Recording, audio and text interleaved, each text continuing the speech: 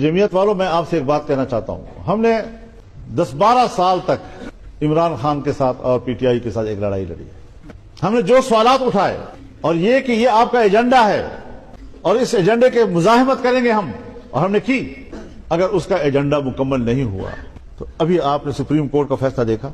ये रियासत के अंदर बाहर के एजेंडे इस तरह चलाए जाते हैं कि फिर इदारे इस्तेमाल होते हैं।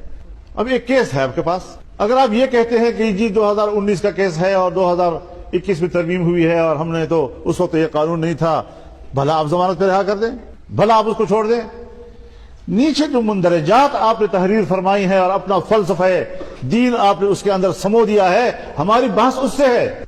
और जज साहब नाराज ना हो, आपने जो कुछ उसमें कहा है वो बदनीयती पर मबनी है। आप कौन होते हैं कि कुरान की आयतों की गलत तशरीह करते हैं, उसकी गलत तदबीर करते हैं, गलत जगह पर आप उसको बतौर दलील की पेश करते हैं? तो फिर आप किसी खास ऐसे नजरिए के ताबे शख्स हैं कि उनको फिर हम जानते हैं।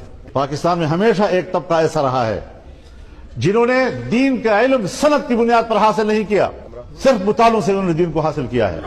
और फिर ड्यूटी ली है उसने कि मैं दीन की ऐसी जदीद और नई ताबीरात करूंगा, ऐसी ताबीरात जो उम्मत के लिए काबिल कबूल हो या ना हो, लेकिन मगरिब के लिए काबिल कबूल हो।